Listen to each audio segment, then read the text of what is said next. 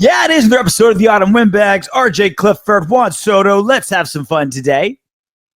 Happy birthday, you and me. Happy 5th birthday. This isn't like one of those like how the Marines always tell each other happy birthday when it's birthday of the Marines.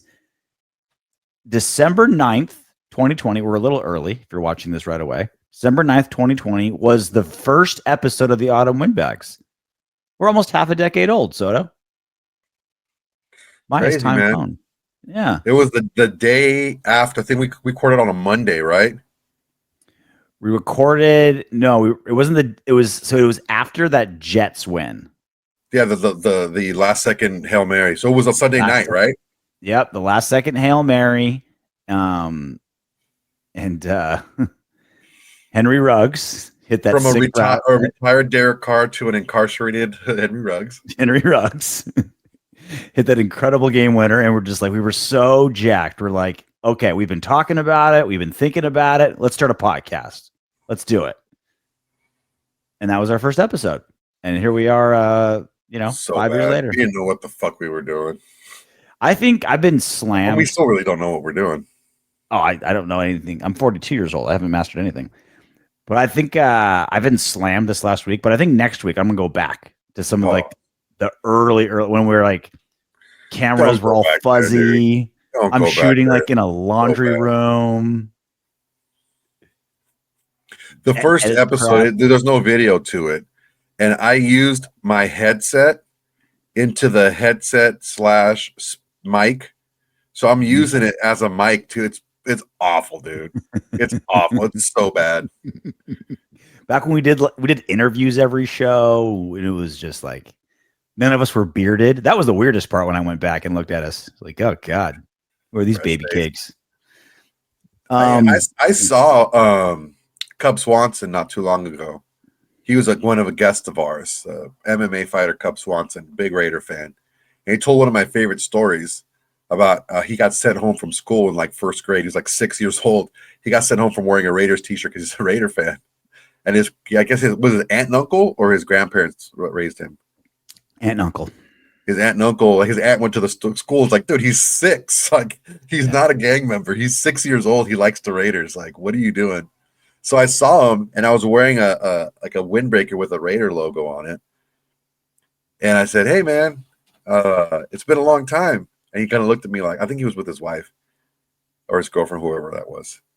And he just kind of like, give me one of these. And I'm like, oh, you were on a podcast with me and RJ. And I was like, oh, okay, cool. And he just walked away. I was like, cool, man. No Raiders. We really made our mark that day. We were really wowed him.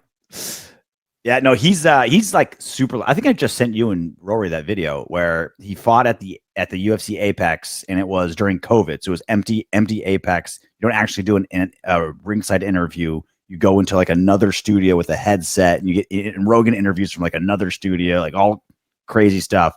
And he ended the show. He's like, this is like 4 years ago. He's like, yeah, the only thing that can make this weekend better is if the Raiders win tomorrow. Just unimpeded. He just threw it out there. Like, yeah, man. And then Jon Anik, being the degenerate gambler that he is, he's like, oh, yeah, they're favored -2.5 tomorrow. Just like immediately. He immediately knew the line. That's one guy that I'm really kind of upset that we never got on the show is Jon Anik. Maybe we will. When are we going to play the freaking Patriots again? He can come on and bullshit about anything. He's the man. Well, bring him on. Jesus. All right. We don't do interviews anymore.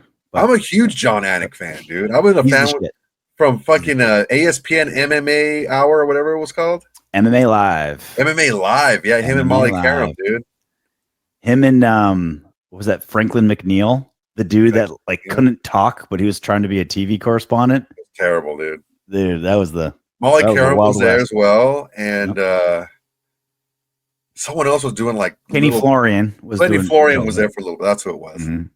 Yep. I saw Ken Flo at an event, and I told him I knew you. And he's like, "Oh yeah, he's a good guy." And I'm like, "Don't lie." He started laughing. Flo's the best. So I was his writer back when for UFC Tonight when it was on Fox, that Wednesday night show, and it was him and Chael Sonnen. And then when Chael got like popped like for the third time for PEDs and then got canned. Then him and Daniel Cormier hosted it, and I was like the writer. You gotta stop, dude. He's like, okay, I'll stop. Like, no. Yeah, right. Sure. Anyway, just real quick. I'm not in the immortal words of Michael Scott. I'm not superstitious, but I'm kind of stitious. I ran some numbers about how the Raiders have been doing since we started the podcast. Because we should stop doing the show then. When we started, we were like, dude, this is like, yeah, like we're kind of going places. Like that great win was awesome. Like the future's looking bright. Like, let's do a podcast. It'll be fun. Like that's the only reason we do this, which is like, oh, it's gonna be like, let's just bullshit about Raiders and share it with people. It'll be fun. So that season, they closed the 2020 season 1-3. There's 4 games left. They went 1-3.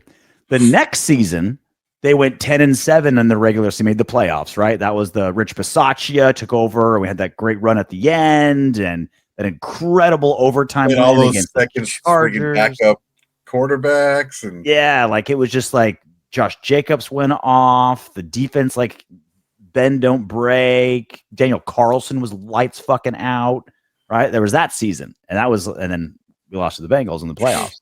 So that was that 10-7 season. Then the Raiders went 6-11, and then 8-9, and then 4-13, and then currently 2-10.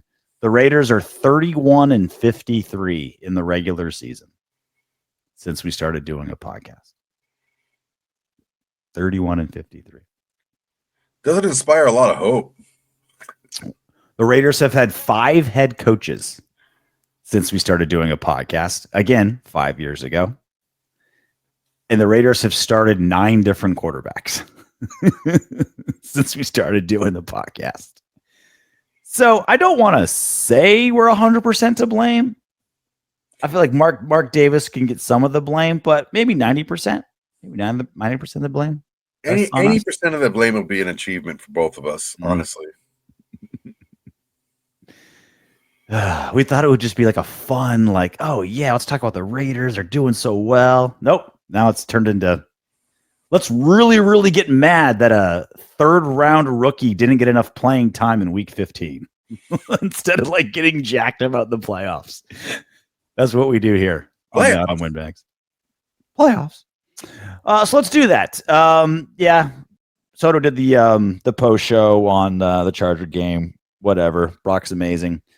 But this became such a bigger story than it needed to be, right? Like, how many 3rd-round rookies on 2-win football teams are commanding this much attention? Because Caleb Rogers, and we've been talking about it forever, why are we starting all these shitty veterans, all these 1-year veterans over rookies you drafted pretty high, that can certainly use the reps?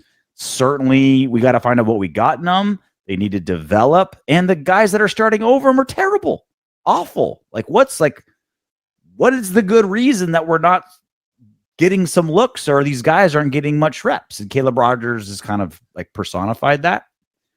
But it's also the catalyst of Pete Carroll is either digging his heels in, being petty, gone senile, because the logical reasons Sotos aren't happening. And so that's why this Caleb Rogers story, again, a random 3rd-round rookie guard, is like one of the biggest stories for Raider Nation because it ties in directly to why Pete Carroll is doing so shitty.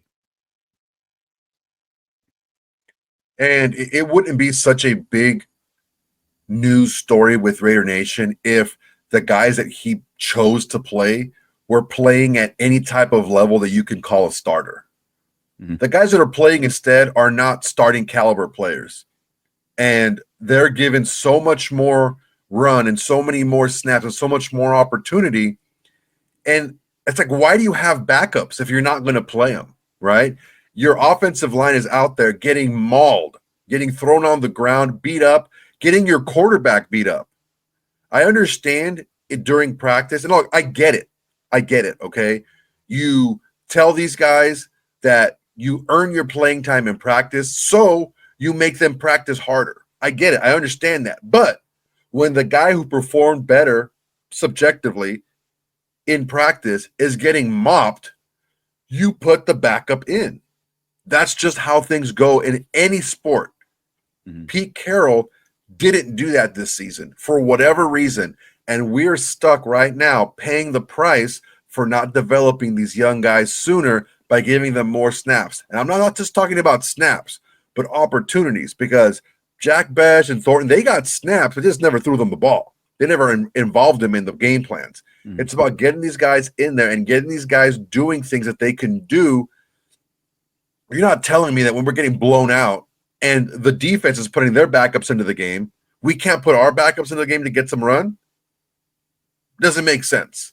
Because now you see Caleb Rogers going in there, looked better than anyone else that we've seen in the interior line since JPJ got hurt. And it's like, okay, and Mafi looked pretty good too.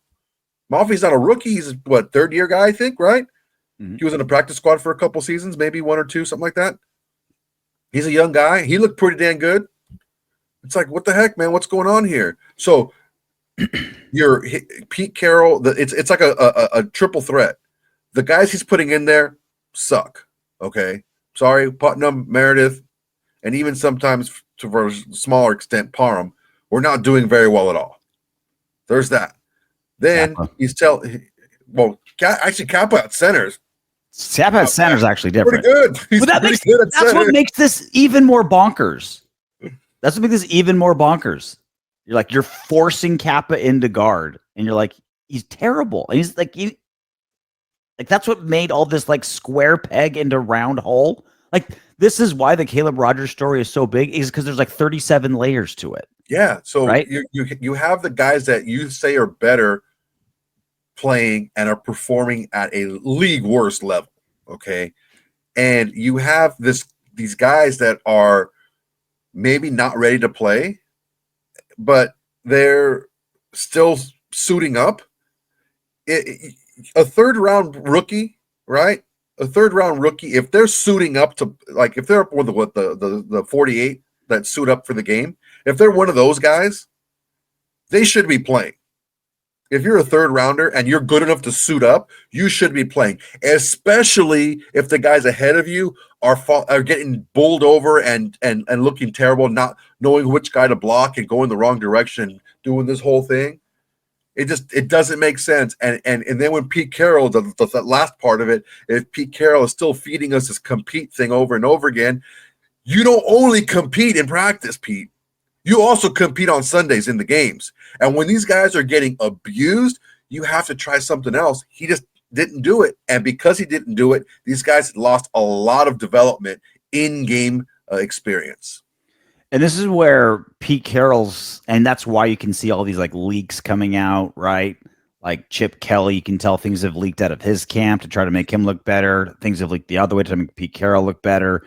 And this is where Pete Carroll shot himself in the foot. And like, you're not in that big of a position of power. Like, you don't bail on USC right when the hammer's coming down from what you did, and then go to make Super Allegedly. Bowl. Like, you're a savvy guy. Like, Pete Carroll, over the course of his career, has shown to be a pretty savvy guy, right? Like, aware of what's going on, aware of the media, handling people. You know, he's a pretty savvy guy.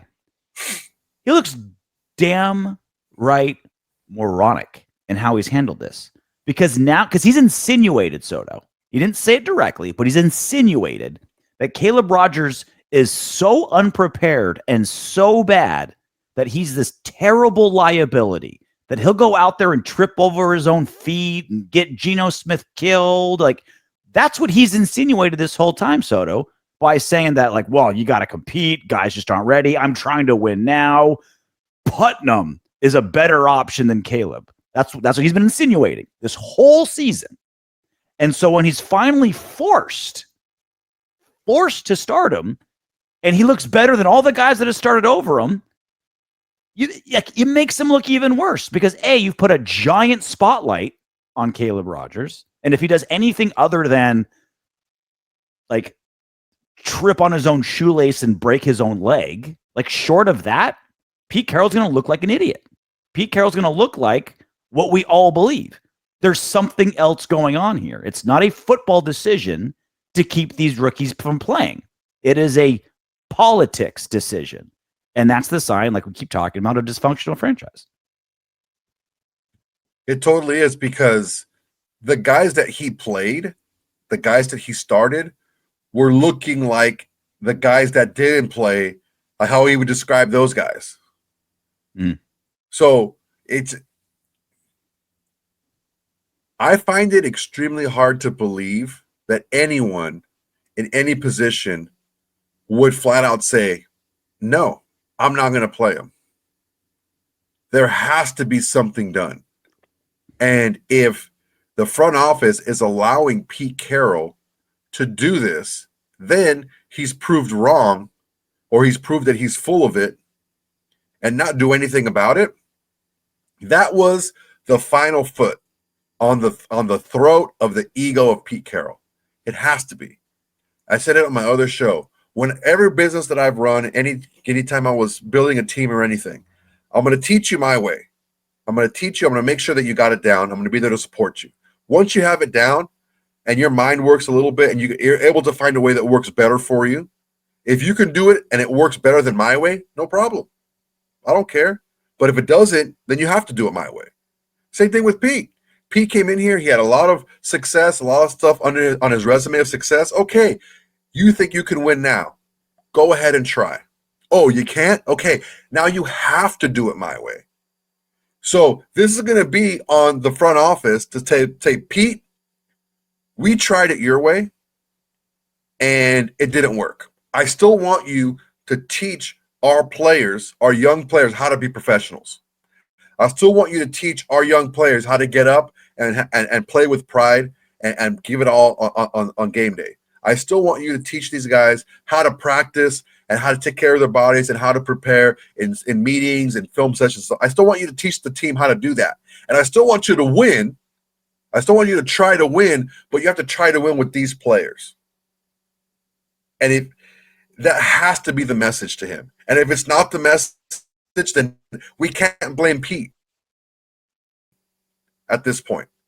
If he's not giving this message, if he keeps doing his same thing over and over again, we can't blame Pete anymore. We have to blame, because Pete has a boss. He has several bosses, okay? And if they can't get them to do what he wants to do, what does a boss do when they can't get a subordinate to do what they want him to do? They fire him. And if you can't do that, then that's your fault.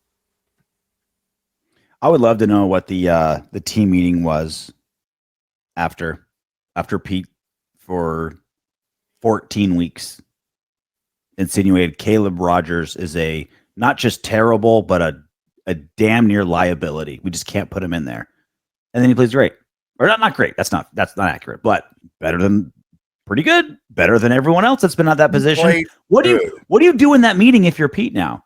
Do you because now he's really painted into a corner, which is a good thing. Either one of two things. Either I refuse to admit I'm wrong and I dig the hole even deeper. And even after the entire world saw what happened at guard, he still goes back to the shitty veterans because he just dug his heels in. Or he's finally like, okay, let's start this guy. He's playing. I can't possibly with a straight face say I'm trying to win now and not have Caleb Rogers play guard. Like, it's literally one of those two things. Every last shred of believable words out of Pete Carroll's mouth for not starting rookies got flamethrowed on Sunday when Caleb Rogers played better than the other guys. Like, everything he said, I'm just trying to win now. I need to do this. I got to win it this way. Believe in the compete. All that's out the window. It was hanging on by a thread before. But now it's completely eviscerated. It's been nuked. So it's either he's digging in his own heels for the sake of being stubborn, or he can finally say, all right, waving the white flag. So it's really easy for Pete to wiggle out of this, right? He can be right if he plays it right. He said, you see, I told you I wasn't going to play him until he was ready. And when he was ready, I played him. That's all he has to say. That's all he has to say. But he didn't do that. he split time with Mafi. Mm. Is he trying to hedge his bet? Is he trying to get it's not like Parham has been lighting the world on fire. He's been getting thrown around too. He's been getting thrown around for a few years, actually. So we're looking at this and we're like, okay, what are you trying to do here, Pete? Who are you covering up for? Are you covering up for your freaking crackhead-looking son? Are you covering up for another coach? Are you covering up for what the front office really wants to do? Are they really trying to lose? I don't know. Who are you covering up for? Because something doesn't make sense, and it stinks. It stinks. Every single one of your press conferences stinks. You're lying through your teeth. You're trying to protect somebody. Now, who is that somebody? Is it you? Is it your son? Is it the outgoing offensive coordinator? Is it the front office? Who are you protecting? Because right now, all this makes you look bad. Now, if you're protecting somebody above you, then you're rewarded for it, right? You're applauded for it internally. If you're protecting people below you, it's not going to be good. So let's take a look at him. 17 snaps. Caleb. So this is the thing. Like, again, he's better than who have been starting ahead of him. I would say the one downside here is he's a developmental guy and was drafted as a guy that could be like pretty developmental, but he's got the fundamentals pretty soundly down. Hand placement's good, timing's good, footwork's all right. But the problem is he's undersized. And so it's like normally when like you draft a developmental guy, it's like this huge dude that just like, and you know, positional coaches like get super horny for that. Like a giant guy, like a great athletic specimen, Tyree Wilson, Alex Leatherwood. You know, positional coaches are like, oh yeah, if I just get my hands on this guy, I can turn him into a gem. This guy's such a physical specimen. Just if with my amazing coaching, the blessing of my knowledge on this just 320 pounds of fast twitch muscle, I can get this guy to the Pro Bowl, and then he can ride that, right? Like I'm the one that got this guy here. I'm the one that got Tyree Wilson to 15 sacks. I'm the guy that got Alex Leatherwood to the Pro Bowl, right? I don't know if that's Caleb. He's not that big enough. He's already pretty sound fundamentally. Like I said last week's show, isn't not a guy that was a flash in the pan in college. He was a multiple year captain at Texas Tech.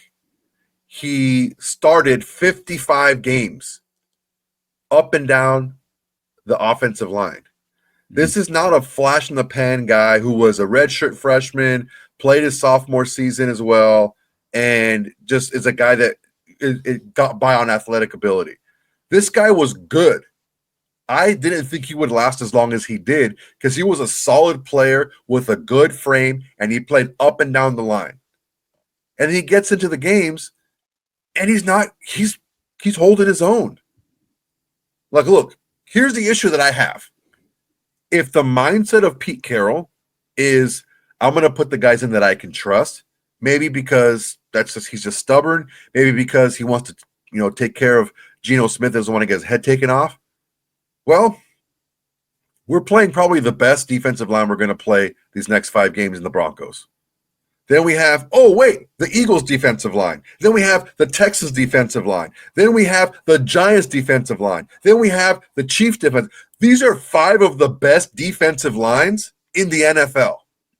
This is why you play your young offensive linemen early in the year. So when you have to play them later in the year and you go through this murderer's row of defensive lines, they're not sitting out there not getting game snaps. It's absolutely freaking retarded what Pete Carroll did with this rookie class. Or his dumbass, or his like conniving ways, and that was the plan all along. Or he's following orders. Wait till there's a murderer's row, then you look right. See, these guys aren't ready because they can't handle Jalen Carter. Watch them handle Jalen Carter. Or that. And then you can say, hey, I told you he wasn't ready, but I put him in when he was. Mm-hmm. Ultimately, whatever, man. He's got 5 games to really get some good snaps. And if you're going to get 5 games worth of snaps, you might as well get 5 games worth of snaps against the best in the business. And that's who he's going to face these next 5 weeks. Yeah. Put Charles Grant in there. God damn. Freaking DJ Glaze. I told you before the season started, I'm not convinced DJ Glaze. His lateral movement is not good. He was projected to be a guard for a reason. And, I mean, find ways to help him out. Tackle eligible. Give him a jumbo package with somebody on his side. You play a lot of multiple tight end sets anyway. Give him a tight end on the side to help him out. Just get him out there. If he's good enough to dress, he's good enough to play. And he's dressed every single game since Colton Miller's gotten hurt, and he's gotten 1 snap. Come on, man. This is another BS thing. We got to get these guys out there and getting them game snaps. Every single offensive lineman on the Raiders has either gotten hurt or is playing worse this season than they did before. Not counting the rookies, obviously. But seriously, like Colton Miller and JPJ injured. Everyone else, worse. Like I was willing to give Parham like a pass is the wrong word. I'm like, okay, I think he's hurt. Like he's just like his pad level's not lower as it was. Like he's bad. It's like your fundamentals don't take a dump, but the entire Raiders team's fundamentals have taken a dump. Fundamentals, not crazy schematic shit. Defensive players can't tackle. They're not driving their feet. They're not wrapping up. Linemen can't block. They're not attacking. They're not like defensive linemen aren't fighting hands. It's like just very basic shit. They're and that goes back to like steps. They're blocking the wrong guys. Of all the issues that Pete Carroll has had with thinking he has a win now team, like we've listed 70 of them. Another one is you're coaching quantum physics to second graders who still need to know arithmetic. Like, how are you going to teach advanced blocking schemes and zone blocking and reads and all this stuff when guys just won't get their hands up and lower their pads?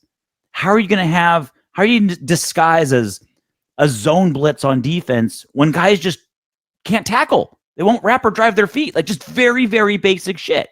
And that's the other part of all this mentality of Pete Carroll of win now is you need to teach the basic fundamentals of football to these people because they're getting worse. Or worst case scenario, which might be the case, what you're teaching is so shitty, they're getting worse.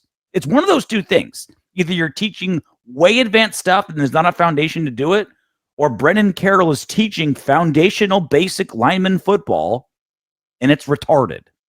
One of those two things are true. Situation that the reason why we're focusing on the offensive line is because it's a great example of what's happening with the entire team. And the entire offensive line that started against the Browns has no business starting in the NFL. Those 5 guys, the way they played this season, shouldn't start in the NFL. We should replace every single one of those guys. Now, Caleb Rogers didn't start. Colton Miller didn't start. Jackson Powers-Johnson didn't start. I mean, and I'm not willing to give up on DJ Glaze just yet, but as a tackle, yes, he shouldn't be a tackle. You should have Charles Grant out there taking his lumps at tackle because he can't do any worse than DJ Glaze is playing. I'm sorry. If he's good enough to dress, he can't play any worse than DJ Glaze is playing. It's nuts. It's nuts. Then you draft a young guy early next season in the draft and start him, and you sign a guy or you sign a couple of guys. Because look, I want to trade back multiple times in the first round that's coming up. I don't see a game-changing quarterback, right? I think we can get like I kind of like the guy from SC, man. He just plays good. He's got a couple of guys that are good, but he doesn't make a lot of mistakes. He can run. He can throw on the run. The get him in the second round. The Athletics mock draft has the Raiders trading up to 2 and getting the Oregon kid. I'm like, dude, giving up first round picks for a reach of quarterback. We are not a quarterback away from being a great team. We need to build. I would trade back twice Trade back multiple times if you can in the first round, because you can get a Jordan Mailata in the second round. You can do that for sure. And I'm just so, I was always very critical of John Gruden for overdrafting players because he liked a specific thing about them and didn't really care about value, positional value, or draft value. I don't think that's John Spytek. John Spytek has learned from very successful places. He was in Minnesota. He was with the Broncos when they won a Super Bowl. He was with, of course, the Tampa Bay when they won a Super Bowl. He knows what good front offices are supposed to look like and how they're supposed to run, how the drafts are supposed to run. He understands all that. I don't see him trading up for one of these guys. If anything, will be the following season, then you trade up for those guys. This season, you get as good a team as possible. You get as much. The top 5 positions, that's what you need to fill. Top 5. What are the top 5? Quarterback, not in the first round, because I don't think there's a guy that's going to be a game changer in the first round with the offensive line that we have. But tackle, edge rusher, receiver, and corner. What am I saying? Corner. Well, and guess what? We need all those. We need all that. Soto, every single room in the Raiders, other than tight end and running back, needs all 3 layers: starters, backups, and developmental players. Mm-hmm. Every single fucking room. Like, if there's one good thing about being 2-10, is that you just go best player available. Draft down, draft backward, get picks, best player available. Because God knows you're going to need people in every phase. The only guy I can see us drafting in the top 10 that's not one of the big 5 positions is that safety kid Downs from Ohio State. Mm. That guy's freaking special, dude. That guy's a freaking maniac. He can play everything. He can cover tight ends. He can cover the nickel. He can be box safety. He can play deep safety. He can play it all and at a very high level. So you put that guy in the secondary, your secondary automatically gets much better. Even though he's not a corner, he still does. He remember, if he's not one of these guys, he better walk on water. This is a walk on water type of guy. Mm. Okay, so I wouldn't mind that. And there's the guys that are like Averill or whatever. They're like technically linebackers. They're basically edge rushers. They're Nick Bonitos. They're edge rushers. Okay, so that's the same thing. As if we get him, I'm fine with that too. But we have to focus on those big 5 positions, because those are where you get the most bang for your buck, and we have to focus on those positions early in the draft. And I mean, I love Brock Bowers, and we have the best tight end. I believe we have the best tight end in the game, and we've won 6 games in the last 2 seasons. Mm. He's not a game changer in that respect, because you don't have very much around him. He doesn't affect the game in that sense. Who do we got? I mean, he affects the game. He'll get you 2 touchdowns, but you're still going to lose by 17. Like, that's just how bad no one else can do anything. You know, like, even when he scored 3 touchdowns, we still lost that game. He affects the game. Just everyone else is just so bad that he can't affect it enough, right? Yeah, it's like we got Ashton Genty this year, which I think was a good pick. I still think he can be a very good running back, but you didn't upgrade the offensive line, so you're pretty much wasting the pick. Think about it. Every single room on the Raiders, safety. We're kind of starting 2 backups. We need starters. We need developmental guys. Corner, we need everything. We need starters, backups, developmental guys. Linebacker, it's all 1-year dudes, 1-year veterans, and then a couple like 6th rounders, starters, backups, developmental guys. End, 1 superstar, and then, I mean, Tyree's going to be gone. Kuntz is like all these like guys that we thought like they're all gone. We need another starter, backups, developmental. Yeah. Don't get married to these players that you like because they've been around for a while. They're not productive. Bottom line, they're not productive. Kuntz has played this entire season with Maxx Crosby taking double and triple teams on the other side and isn't productive. And Adam then Butler is all right, still not very productive. Booker, I like Booker. Maybe he can develop with more time because this is the first year he's gotten real playing he's time. a developmental guy worth putting Yeah, resources I behind. like him. He's worth developing behind. There's a lot of guys like, I mean, Laulu is a guy that flashed early but has been handled pretty well lately. The rookies are kind of one gap guys. And I never said they were stack and shed guys. These aren't guys that can just pick up a guard and throw them and look into the backfield and throw them either side and pick up multiple gaps. They're guys that shoot the gap and make plays in the backfield. We need other players. We need more dynamic players on the defensive line. Let me just stop right there. We need more dynamic players. Period. Stop. That's it. Wherever we can get them. Close the show. Knock on wood if you're with me. Yeah. To play top 5 positions. Here's the thing, guys. Nobody is coming to save us. Okay? We're all alone. We're all we have. And I'm talking about the players. I'm talking about everybody. The front office, all of the ownership. We're all we have. But that's all we need if we play it right. We can't look for, if we only get this, if we only get that. That's pie in the sky thinking. And that patchwork bullshit thinking is what got us to this point right now. Because when you're not responsible with your cap, when you're running after a bunch of one-year guys instead of developing young players, this is what happens to you.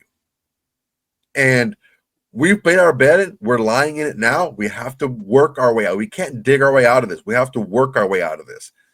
No one's coming to save us, guys. There's not a savior in this draft. Oh, my, this guy's freaking the second coming. Because we need so much more than one player.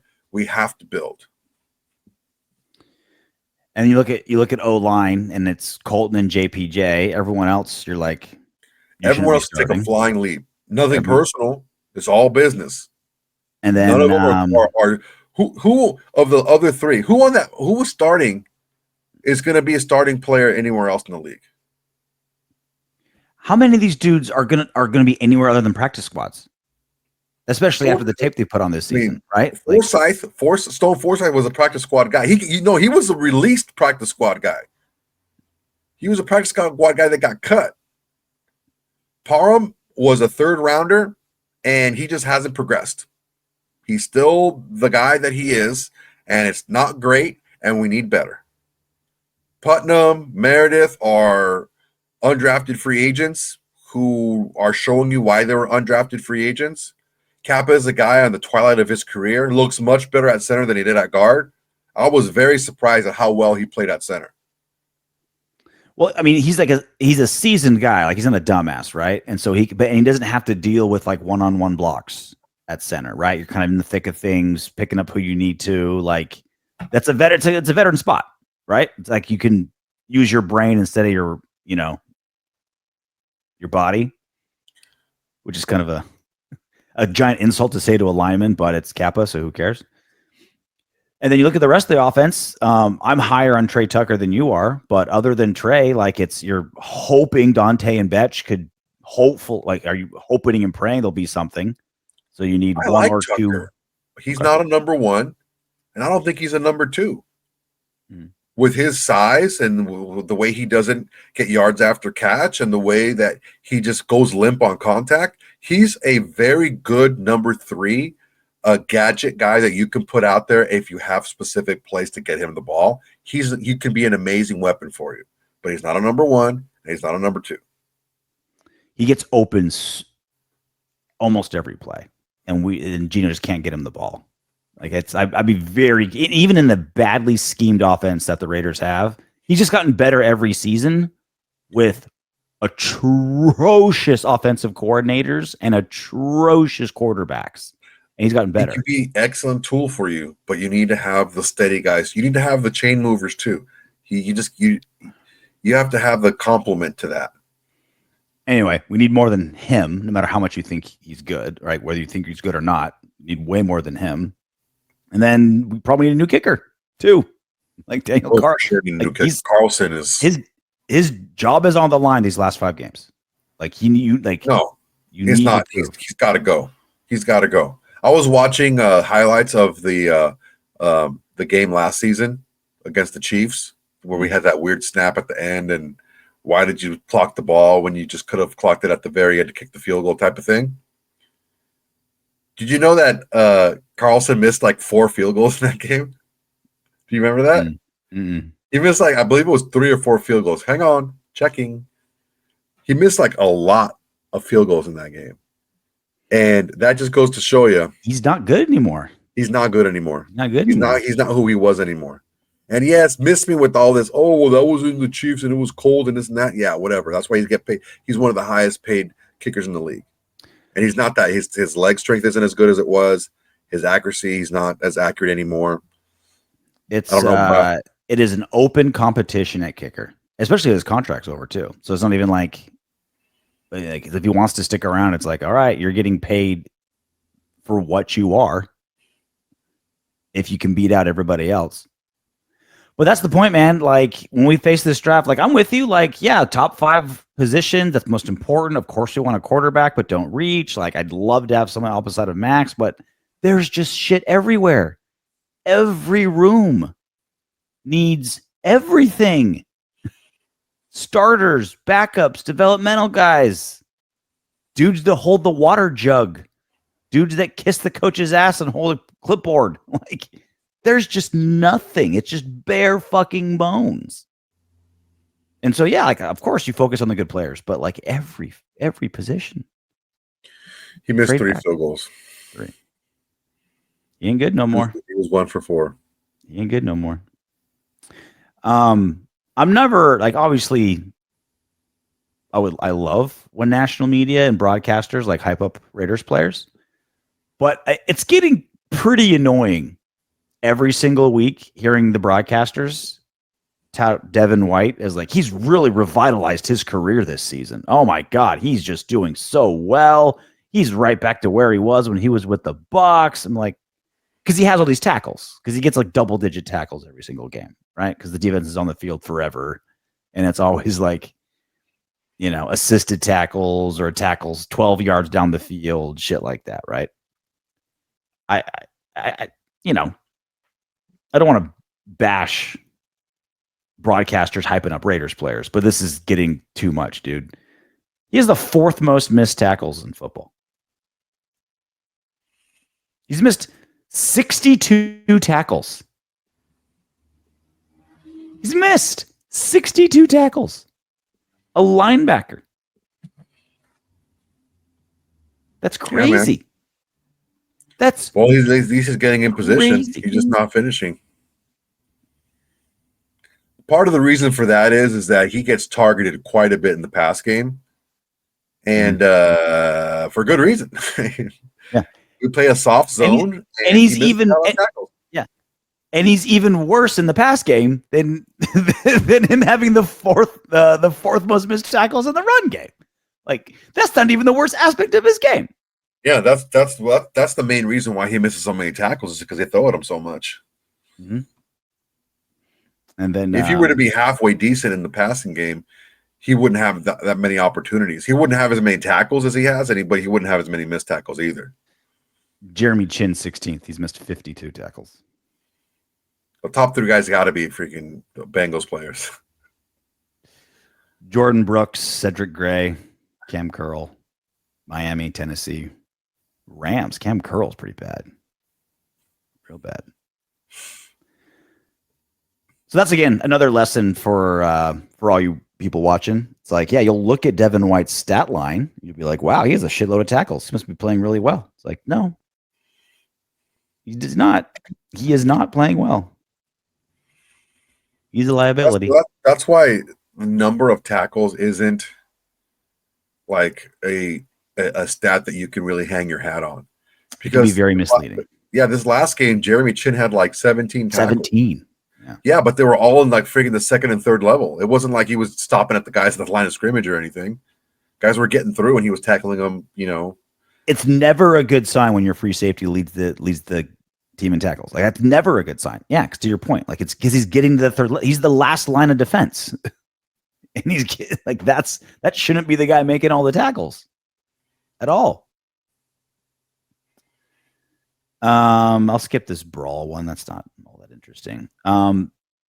So we talk, and I like to, I don't know, I don't want to toot my own horn, but like I've been in the media business almost 20 years. And so like I kind of like see how things work a little bit. And I'm not, and Soto and I, like, we're super independent, right? Like I don't work for the Raiders. I don't work in NFL. Neither of us do. We're just something fun we want to do. Like we can just kind of say what we think. And if we're wrong, then okay, sometimes we're wrong, but you know where we're coming from. Like there are no ulterior motives. We're not getting leaks from people. We're not interviewing even people. We don't have to maintain relationships in football. It's just like, okay, this is what I know. This is what I see. And this is what I think.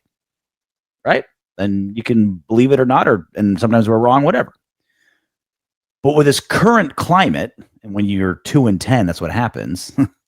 It's a lot of this has got leaked to make Chip Kelly look bad. This got leaked to make Pete Carroll look bad. This got leaked for randomly even Jim Gray is made to like look bad in all this. Like everyone's just throwing shit at each other. And like we talk about all the time, this stuff doesn't leak because journalists are, hacking phone lines and, like breaking into someone's WhatsApp. Like they're told something. And that doesn't make them bad. That doesn't make it bad journalism. They're told something and then they report what they've been told, right? Even if they know that that they're kind of being used as a tool, they're reporting what they've been told, and you can't knock a guy for that. Yeah, if you know you're being told something that's not true, and you're reporting as this is what I heard, like, yeah, you're reporting a falsehood just because someone told you to. That's a different line. That's a different line, right? If you know it's false, that's different. But if you're like, some of the stuff that we've been hearing is pretty funky, dude. I witnessed this. Right? To our point, Lincoln Kennedy, fabulous longtime Raiders, great analyst, or great analyst. Just, he's one of the few guys in the organization still kind of like harkens back to the good old days a little bit, where you're like, like this, like it feels good to hear him talk. Like it feels good to hear him talk, and he's one of the few. You asked last week, Soto, you're like, man, I just wish one of these like crazy backstabbers have like the good of the Raiders as part of their motivation. You're like, fat fucking chance. Well, Lincoln Kennedy is probably the closest thing.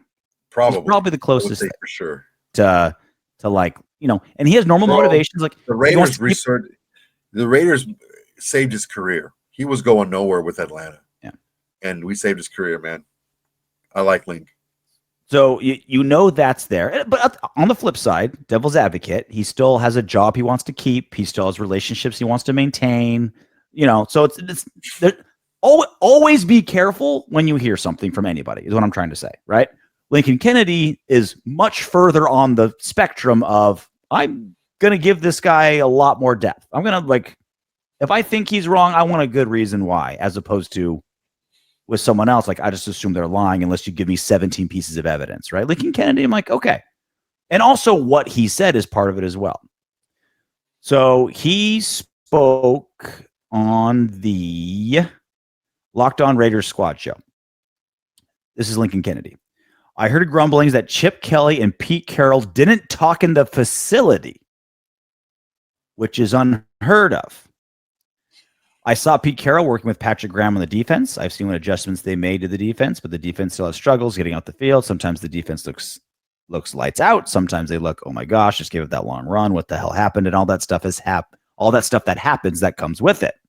It is what it is, but you just got to know who's running the show. And I don't even know if the players in the locker room want to admit who's running the show if they do know. Now, a couple things. One, it's Lincoln Kennedy, so I'm automatically going to listen. It's not, again, I'm not don't take anything as gospel, but Lincoln, I listen. If you're going to take someone for like their word, yeah. Unlike everything else he's as pretty close to the top as taking his word as much as you can. Two, notice everything else that's leaked, and whether it's Amy Trask talking or the national media guys talking or local guys talking from things that they've heard, it's always been pointed and attacked with a target on somebody. Chip Kelly wasn't able to run his offense. He was doing this like under center Pete Carroll offense from 15 years ago. That was clearly designed to make Pete look bad. Oh, Chip Kelly, he was calling plays that weren't even in the playbook. He didn't even know what plays he was calling. He was inventing stuff. Clearly, that was leaked to make Chip look bad.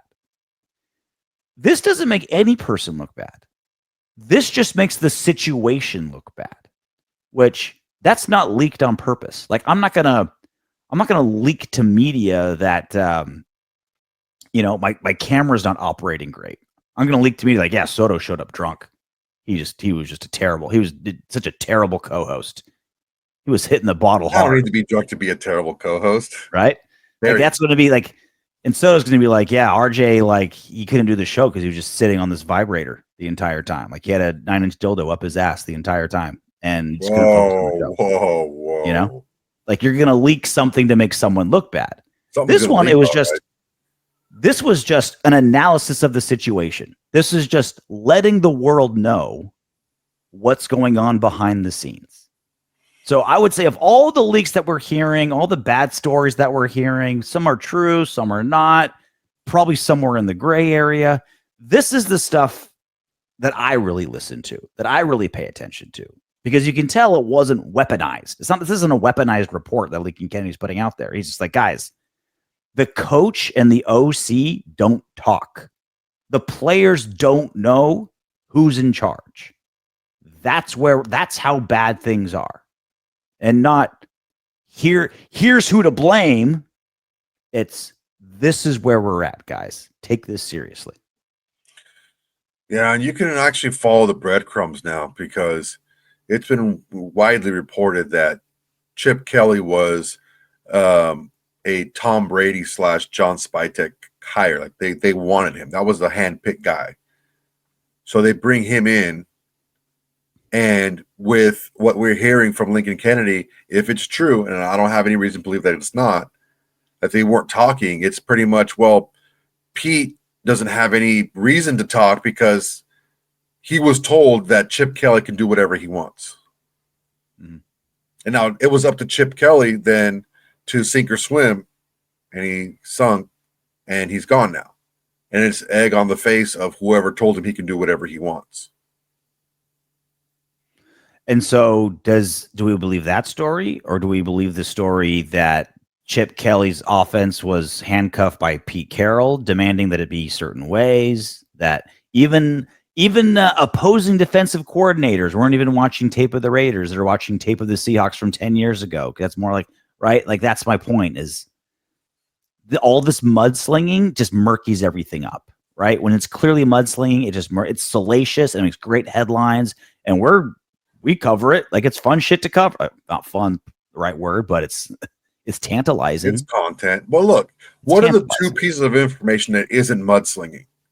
The two pieces of information that isn't mudslinging is Pete and Chip didn't talk, and Pete and Chip was Tom Brady's handpicked guy. That's not mudslinging. Mm-hmm. So that's probably the things that are closest to the truth. Mm-hmm. The rest of it is just fill in the blanks. Because there would be no other reason why Chip and Pete didn't talk. Mm. Unless the handpicked guy by the owner of the team made it very clear that he can do what he wants. Now, Chip just had terrible breath. Is that 100% of the case? Can 100% could be the case? I don't know. But it sure seems like it. Ultimately, it doesn't matter. We're still in a terrible position. You're going to talk as Pete reeked of Metamucil and Chip had bad BO. Oh man, I was at an Amazon Fresh store, and oh man, God bless her. This lady walked by and she smelled like the guy that next to me in football, right? He never washed his gear ever.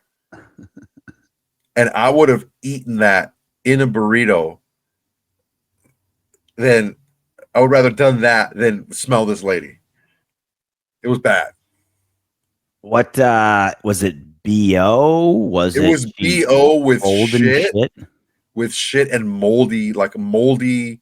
Hadn't changed my shirt in a couple days, and when I did change it, I didn't wash it. I just took it off and put a new one on.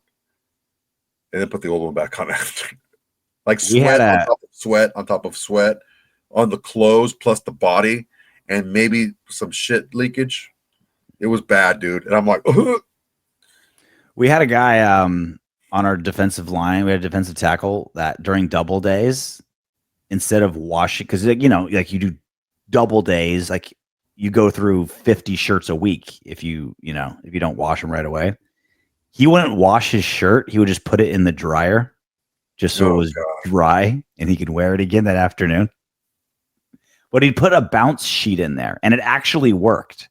Because he would tell us this. We're like, oh my God, that's gross. That's disgusting. It doesn't reek. Although I know it's just covered in mold and like that's probably where like COVID-19 originated from, was that shirt. Hey man, I sure don't stink, but my back is itchy. Right. Ready to do some what up Windbags? Yeah, man, let's talk about it. Mr. Shush or Mrs. HS, MRSHS 4332. They're not playing the rookies because Pete is protecting his son. Simple as that. I don't get it. Is it that simple? Guys, I love reading comments, but a lot of these comments are lacking. You guys have to understand something. When you comment, we're not in your head. You have to tell us what you're thinking. Protect Pete's son how? Because if the offensive linemen are playing and they play as well as they did in this last game, that would look good on Pete's son, right? I don't understand. I don't get it. And they're not playing Jack Besh, so a wide receiver, so the offensive line coach stays protected. Like that doesn't make sense. Yeah. His other son is the assistant quarterback coach. I don't get it. Get it. And it's very hard to get us to even kind of defend Brennan Carroll on this show, but you almost did it. Rick Rye 3KJ guess that Geno Smith acquisition is looking more bad by the minute. I really do truly wonder what combination, like Geno Smith is playing atrocious, and there's some things that are purely him for sure, but I really wonder how much of it is scheme, line, OC, the mess that is the Raiders right now. Because how many times have we talked about, right? Like the Jets will draft a quarterback and he'll just be terrible, and then he'll go to San Francisco or another good organization. He's great, right? Like clearly wasn't the quarterback problem. It was the environment problem. Geno Smith is playing worse than he has ever in Seattle, ever. Like the Geno Smith playing now is not the one that played last season. It's possible he started sucking again, or like things were so perfect for him in Seattle that he was able to squeeze out 3 good seasons. Possible. Or he really is good and he just needs even a neutral environment to flourish. Also possible. Certainly possible. Playing like dog shit this season. I don't think Geno Smith sucks. You have to take a look at the last 2 quarterbacks that were our starting quarterback that were in a different place the year before and how they performed and the situation they had. We're just a bad situation. That's the long and short of it. We can say all we want that, Gardner Minshew just sucked and Geno Smith sucks. Well, they sucked while they played for us because guess what? Gardner Minshew didn't have a problem finding another job. He's going to go to the playoffs. He's going to back up.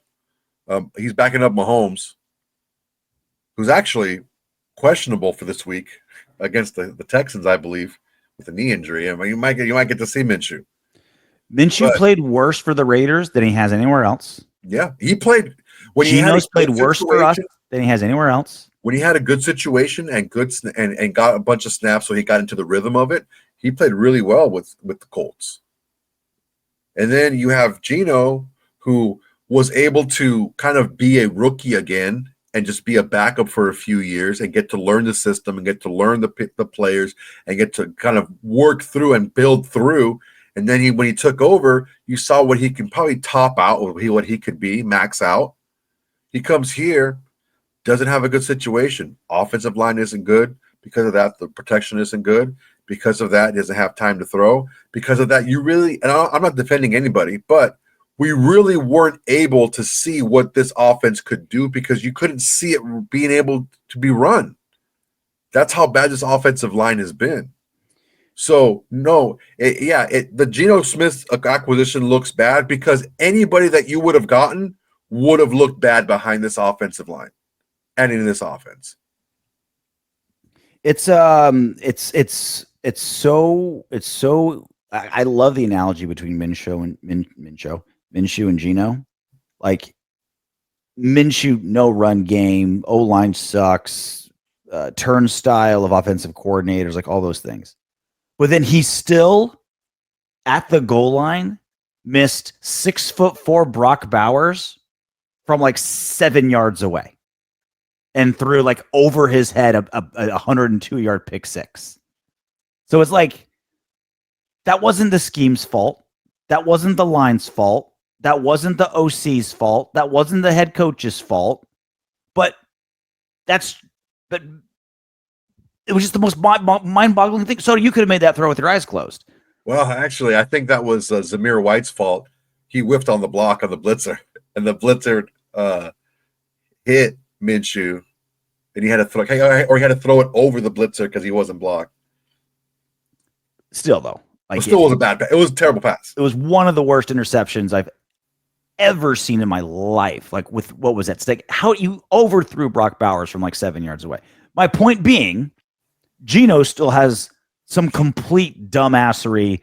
That's not scheme. That's not line. That's not like that is just bad, Geno. Which is why I just truly don't know. Is this closer to the real Geno than he was in Seattle? Is Seattle closer to the real Geno and the Raiders are just dragging him down? I don't know, because his bad play is all the different kinds of bad play. Yeah, but you have to understand something, that everything is magnified when you don't have what you need around you. So I think the real Geno in Seattle is the real Geno when you have that situation for him. And this is the real Geno with us when you give him this situation, just like he was in New York, and in New York with the Jets and the Giants. That was the same Geno because the situation was not good there. The situation was better in Seattle, so he played better. That's what we have to understand here. We are not if we only had this quarterback, we would imagine if we got this guy, we would be a little better maybe. But as we outlined earlier in the show, we need multiple levels of players at almost every single position on this team. We need upgrades all up and down this lineup. There's literally one quarterback in the NFL that is so good that he just raised everything up in one. Joe Burrow. He's the only, he went to a trash franchise, trash quarterback coach, trash. Well, a bad old line was the most sacked quarterback in the league. Trash, and he still got him to the Super Bowl. Like, okay, like there you go. Like that's a walk-on water guy. Time out. Let me back that up. They were able to run the ball. Okay. So they were able to run the ball. So they were not able to pass block. We can't run block or pass block. So it's a little bit different. But my point being, other than Joe Burrow, what quarterback in the NFL, fresh out of the draft, started at a bad franchise, bad situation, and got them winning? None of them. Josh Allen took several seasons to develop. Lamar Jackson took several seasons to develop. Patrick Mahomes is in the best situation you could ever be as a quarterback with the Chiefs, Andy Reid, like the tight end that will remain nameless. Like, every quarterback in the NFL who's doing well, who's winning, is either in an amazing situation, like let's say the Colts, is got just a great offensive coordinator or a great line or great like why does McVay always get the most out of his? The quarterbacks just decide to be good when they go to the Rams? Like, no. Okay, I'm gonna try for this. I really like McVay. I'm gonna try for him. Guys, listen up. Listen up here, guys. We are not a destination for young hotshot coordinators who want to be head coaches. We're just not. We're a we're a destination for head coaches who won't get jobs anywhere else, or a destination for retread head coaches who are looking to be a head coach again.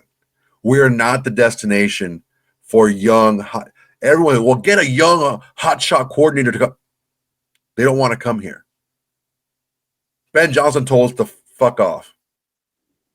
And he only took the interview to be as a sign of respect. Liam Cohen wouldn't interview with us. Robert Saleh didn't interview with us. They don't want to interview with us. What's the difference here? Okay, look at the Bears. Nagy didn't work out. The whole Trubisky thing didn't work out. So they got Eberflus in, and he was trying to get Justin Fields up and going. So they were building the team around Justin Fields. So they were already building a team, okay? They thought they had their quarterback. They didn't have their quarterback, but they're still building the team around him, right? They get Caleb Williams for a year with Eberflus. Eberflus is gone in the middle of the season. And look, for those of you who are saying, well, Pete Carroll's not going to be able to develop anybody. Shane Waldron was I believe the offensive coordinator, was terrible with Caleb Williams. He gets fired. You get another guy coming here. So this is a second offensive coordinator. When Eberflus gets fired, the replacement offensive coordinator becomes the interim head coach. So he gets a third offensive coordinator in the single season. But he's talented, and Ben Johnson took the job. And he's doing fine. They're like number one in the NFC now because they spent money on the offensive line. They already had built the defense. They already had built the weapons for them. That's what you need. A bunch of back-to-back number one overall picks helps too. Yeah. Well, look, that's what happened with Houston. Houston was able to make that big leap because guess what? They had 2 of the top 3 picks in the draft. And they already had a good defense, and you got a defensive coordinator come in. You had a good offensive line. You had some weapons that were already there. And you get a good draft that year, but you already had the team around it. These teams are starting from a position that's much more advanced than where we are right now. We're not saying don't go after a great quarterback. Like if there's a great quarterback available to us in the draft, and yes, if we trade back to 9 or something like that, and one of these top guys falls to us, you know what? Might as well. But we're not saying don't go after a lot of money on offensive line. But look, because of how NFL marketing is, it's like quarterback. Look what this quarterback did. This quarterback put the team on his shoulder. The quarterback is more a conglomeration of everything in the organization than just him himself, right? Patrick Mahomes' numbers and his come from behind victories and all that. Like, okay, he's good, whatever, fuck off. But has all these accolades because he has some of the best ownership in football. I think the best coach in football, one of the best defensive coaches in football, the best tight end in football. Like, yeah, like he's doing some crazy stuff, but he's just the deliverer of all this stuff, and of course he's good. That's not the Raiders. We could maybe the next Joe Burrow comes to the Raiders. Like that's what we're all hoping for, right? Someone that can pull everyone up with him. Normally, the team pulls the quarterback to where it's going to go, right? These are the Chiefs, and this is Patrick Mahomes, and they push Patrick Mahomes to the stratosphere, right? This is the Bengals. It's both. It's both. They right. The quarterback pulls the team as much as the team pushes the quarterback up. Joe Burrow was the outlier. He just dragged the Bengals kicking and screaming into a Super Bowl, right? Like he had 3 number 1 receivers and Joe Burrow, and like that's how right. So it's like, okay, if we landed Joe Burrow, like oh my God, like praise be to Jesus, like okay, and then we can build around him as he carries. That wasn't even his rookie year though; it was his second year. He got hurt his first year, so they were able to build the team another season around their quarterback that they knew that they had. So look, guys, we need to build this team because look at people say, look at the Jags with Liam Cohen. The Jags bottomed out with Urban Meyer. Okay, that's where they bottomed out. They were up and down with Peterson, right? They went to the playoffs and then they kind of were up and down, but they were still building. They still had top picks. They were still building that defense. They got some weapons around them, and then now they got Liam Cohen because Liam Cohen went there because they were already building the team. And they had the quarterback. We don't have the team built. We don't have the quarterback. What young hotshot coordinator is going to want to come to the Raiders without a team being built and without a quarterback? Nobody. And these are not rookie quarterbacks here. These are quarterbacks who have at least 1 year under their belt, so they know that this guy's not a total freaking flop. Guys, we are a year or two away from being a year or two away if we make the right decisions. But understand, that's why my argument was, why not just keep Pete Carroll? Because he can teach these guys how to be professionals. Because this next guy that you hire is not going to be successful. It's a lame duck coach. Here's the reality, guys. That remember that 2018 quarterback class? Lamar Jackson, Baker Mayfield, Sam Darnold, Josh Allen, right? Like, oh my God. Like, and they all kind of got good in their own way, right? Baker Mayfield had to go to a good situation. Josh Allen went to a place that let him develop. Lamar Jackson went to a place that let him develop as him. That, changed their offense around for him. If the Raiders drafted any of those quarterbacks, they would all be somewhere else as a backup because the Raiders were not ready to take a grade A quarterback, let him germinate, develop him, let him be like bend to what makes him better, and then build around him correctly. That's the reality. So, like, yeah, like, would I love to have fucking Baker Mayfield or Lamar Jackson as our quarterback? Of course. But if in 2018 we drafted any of those guys, they wouldn't be who they are now. That's the sad reality. And until that's fixed, until that part's fixed, we're all spinning our wheels. All right. Well said, sir. That's enough for one day. That's depressing enough. My balls hurt. Talking about the Raiders ineptitude makes my penis soft. It does. It really, really does. I didn't even need a vasectomy. I just watched the Raiders the last 20 years. All right. That's a tough pill to swallow, man. It's a tough pill to swallow to know that no matter what you would have done, I wouldn't say no matter, but things had to fall specific. Like, I remember Men in Black when he's like, "Oh yeah, there's 5 million and something different ways that this season could have gone. This is my favorite one." Mm-hmm. He says he can watch all the different possibilities of what happens in a season for a baseball team. Well, most of those are us screwing up a quarterback position. Well, look, and we're not trying to be Debbie Downers. We're not negative Nancy, guys. For all you guys, reality. Turn this around in a year. Like if we, like if around a year, we're too far back. If you guys think that, like, oh, if we would have drafted Josh Allen, we'd be fine. We'd be Super Bowl contenders. It's like, no, there's other. You need to identify. Like, it sucks, and it's a harder. I'm with you. I want a quick fix. I would love to believe, like, oh, if we just had how's that worked out? All-pro quarterback, we'd be set. Like that's an easy to digestible problem. We just need a really great quarterback, and all our problems will be solved. Like, I would like that feels good to think that, and I get it. I totally get it.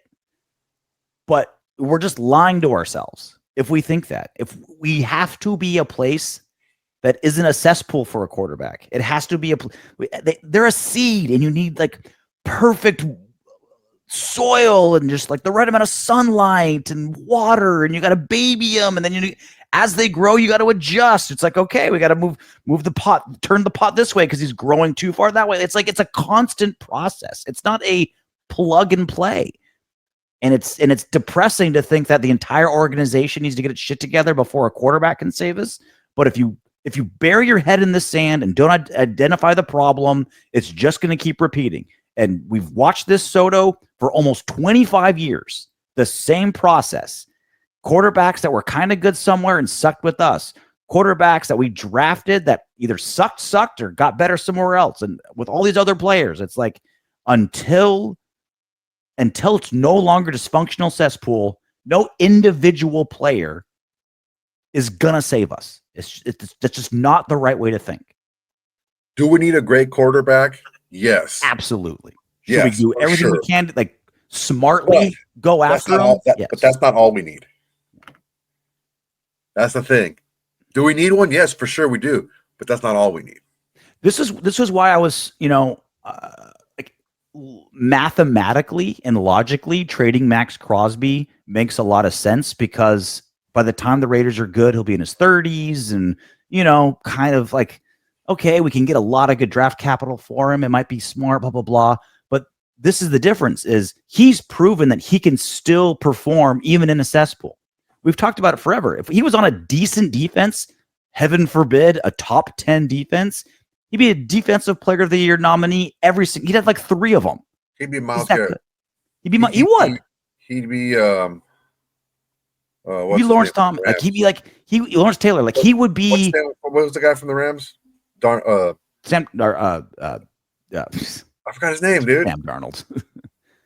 Aaron Donald. Thank you.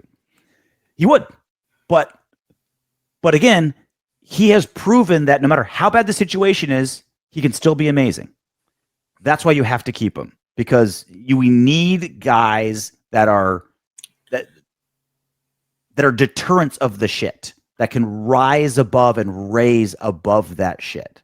Because look, if we were the Eagles, if we were the Chiefs, if we were the Rams, if we were the Colts, then I'd say, okay, this team this organization has proven they can get good draft picks and develop them and be smart with them. And we of course want 2 good players, 2 good young players over 1 good old player. Like that's a no-brainer, right? Like we've proven we can do that. The Raiders have proven opposite. So when you have someone that can rise above that shit, Brock Bowers and Josh Jacobs, right? Like we all kind of applauded that, It's like, okay, it's not worth the money, move on. But he literally was the Raiders run game. Individually, single-handedly. He was able to rise above all that crap and be the entire run game by himself. It's like those players we have to white knuckle and hold on to. That's just the organization we are until we get better. And it's around those guys that Maxx Crosby infectious, whatever it takes, 5 a.m, competitive. We need him to infiltrate the rest of the team with that mentality. We can't have just kind of fresh guys absorb whatever happens because they're not getting the good stuff. I told you the story multiple times on this show. TJ Houshmandzadeh goes to the Bengals and he sees Ocho Cinco just like have a bad practice and just leave. And coaches don't do anything. No one says anything. No punishment. He's like, oh, that's just how it is in the NFL. That's just how it works. You can just be a diva, throw a temper tantrum, bounce off. That's how it is in the NFL. That's it. Like we need players opposite of that. We need players that are like, oh man, things are going. Maxx Crosby's he's here at 5 a.m. again, even though the Raiders are 2-10. Wow, like that's what it takes for success. We need that to bleed into everything, not what's going on bleeding into who we have. Agreed. All right. On that note, Broncos play this Sunday against the Raiders. We'll watch it. We'll talk about it. We'll see what Caleb does. Until then, knock on wood if you're with me. Well, looky look at you making it to the end of this video. You look like you want more. Go ahead and click the next video. And if you really love it, go ahead and subscribe.